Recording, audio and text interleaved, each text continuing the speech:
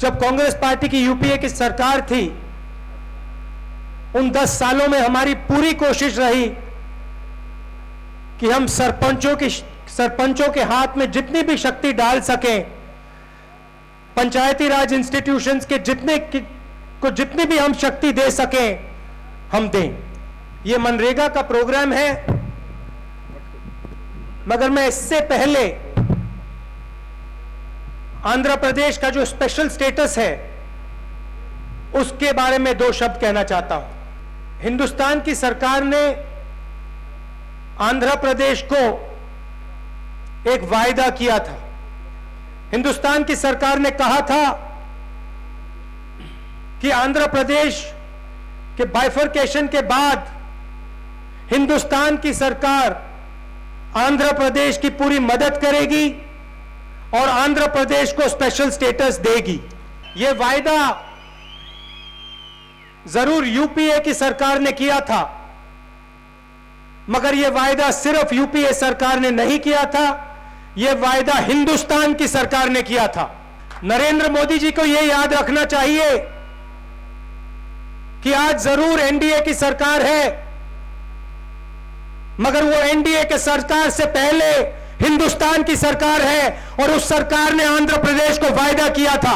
हिंदुस्तान के प्रधानमंत्री का फर्ज बनता है कि वो आंध्र प्रदेश को स्पेशल स्टेटस दे। शायद पहली बार इंडिपेंडेंट इंडिया के इतिहास में हिंदुस्तान की सरकार ने एक प्रदेश से वायदा किया और उस वायदे को पूरा नहीं किया जा रहा है। और हिंदुस्तान की सरकार के शब्द का कुछ मतलब होना चाहिए। अगर हिंदुस्तान की सरकार कुछ कहती है तो उन शब्दों में दम होना चाहिए, वजन होना चाहिए, और प्रधानमंत्री का फर्ज बनता है कि वो इस काम को पूरा करें। आज हम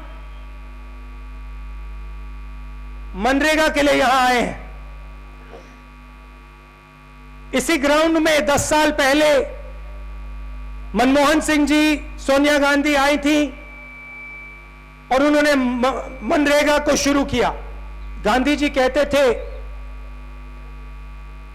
राजनीति में अगर कोई मुश्किल डिसीजन हो तो रास्ता निकालने का बहुत आसान तरीका होता है। अपने आप से सिर्फ यह पूछना पड़ता है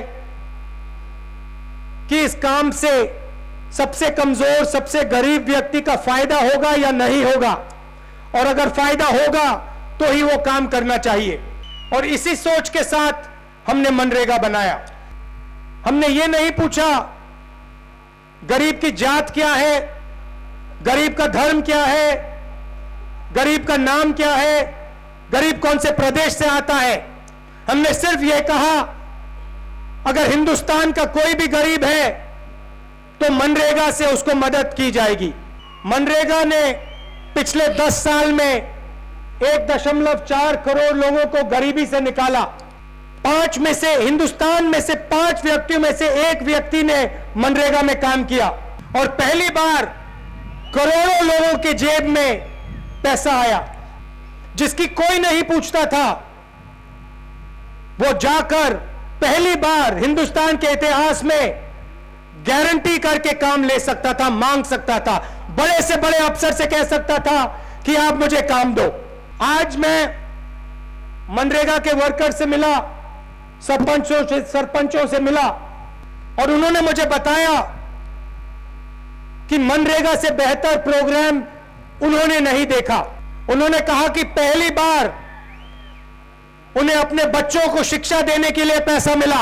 एक युवा ने कहा कि आज मैं शहर में काम करता हूं, इसका एक ही कारण है, मेरे माता पिता को मनरेगा दी गई।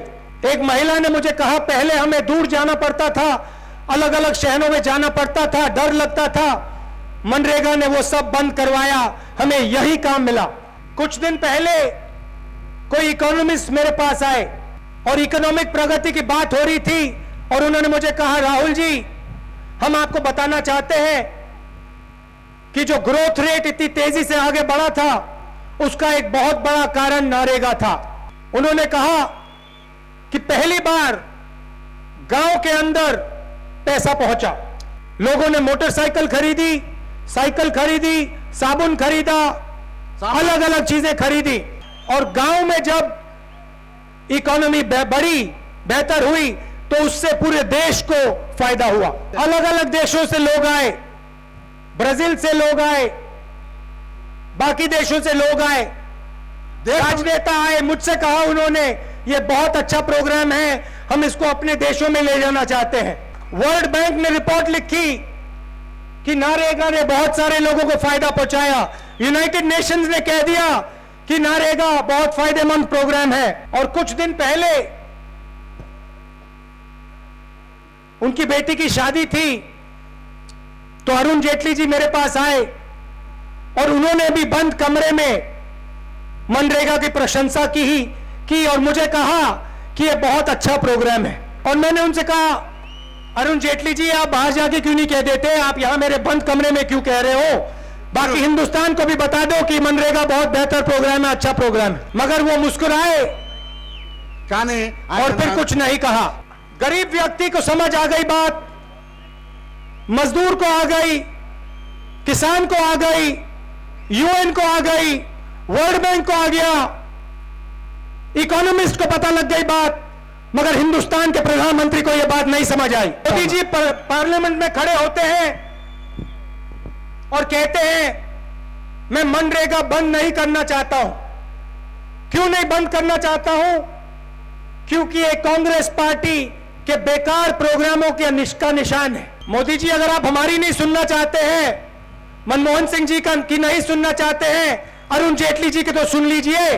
मनरेगा का पैसा कम किया जा रहा है। जो डिसीजन पहले हमारे प्रधान लेते थे, जो यहां आज स्टेज पे बैठी हैं, जो ये लेती थी, आज सरपंच जो सरपंच लेती थी, आज फिर से वो ब्यूरोक्रेट ले रहे हैं, तेलुगु देशम और बीजेपी के लोग ले रहे हैं। पहले 120 प्रकार के काम किए जाते थे, आज सिर्फ एक प्रकार का काम किया जाता है। जो पहले मजदूर करता था, आज कॉन्ट्रैक्टर और मशीन करती है।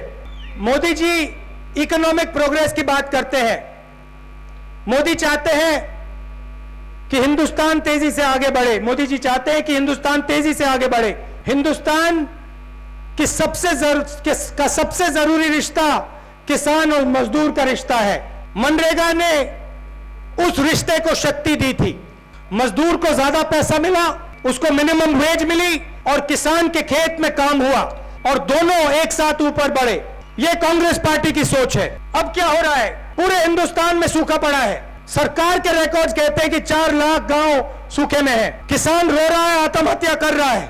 हमने 70,000 करोड़ रुपए किसान को दिए, हमने मजदूर को और किसान को मनरेगा दिया, और आज जब कोई आत्महत्या करता है किसान, सरकार कुछ नहीं करती उसकी मदद। मोदी जी जनधन की बात करते हैं, बैंक अकाउंट खोलने की बात करते हैं, मगर जो उस बैंक अकाउंट में 15 लाख रुपए जाना था वो कहां गया, वो आप हमें बताइए। खाली बैंक अकाउंट से हिंदुस्तान के किसान और मजदूर का कुछ नहीं होने वाला है। अगर आप उसमें 15 लाख रुपए नहीं डालना चाहते हैं तो मनरेगा का पैसा तो डालिए।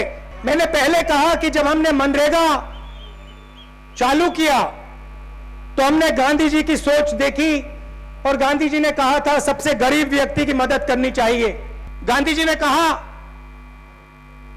जो लाइन के सबसे पीछे होता है, जो सबसे गरीब होता है, सबसे कमजोर होता है, उसकी मदद करनी चाहिए। मोदी जी के सामने भी वही लाइन है, मगर उनका कहना है जो सबसे सामने खड़ा है उसकी मदद करो, बाकी सबको भूल जाओ। अब जो मनमोहन सिंह जी ने कहा वो सबसे जरूरी है। आपकी सरकार मनरेगा को खत्म करना चाहती है, बीजेपी की सरकार, टीडीपी की सरकार। एक तरफ बीजेपी टीडीपी की सरकार, दूसरी तरफ किसान, मजदूर, हिंदुस्तान और आंध्र का गरीब। कांग्रेस पार्टी गरीब और मजदूर के साथ खड़ी रहेगी, और हम मिलकर मनरेगा को बचाएंगे और आपको वापस आपका पैसा पहुंचाएंगे। और जब हमारी सरकार आएगी तो हम वहां नहीं रुकेंगे। आज हिंदुस्तान में अगर गरीब व्यक्ति को इलाज कराना होता है तो वो अस्पताल के अंदर नहीं जा सकता है। अस्पताल के अंदर जाने के लिए आपको पैसे की जरूरत होती है। जो गरीब होता है उसे अपने बच्चों को शिक्षा आसानी से नहीं दी जाती। एक प्रकार से स्कूल का और अस्पताल का पूरा प्राइवेटाइजेशन किया जा रहा है, मगर शिक्षा का काम, स्वास्थ्य का काम सरकार का काम भी होता है। और आने वाले समय में कांग्रेस पार्टी ये चाहती है कि हम गरीब लोगों की मदद शिक्षा में और स्वास्थ्य में मनरेगा जैसे करें। गरीब किसान, गरीब मजदूर, चाहे वो शहर का हो चाहे वो गांव का हो, उसे भी लगे कि इस हिंदुस्तान में मैं भी अपने बच्चे को स्कूल में, कॉलेज में, यूनिवर्सिटी में भेज सकता हूं। मैं भी अपनी मां को, अपने बाप को जब वो बीमार होते हैं अस्पताल में ले जा सकता हूं।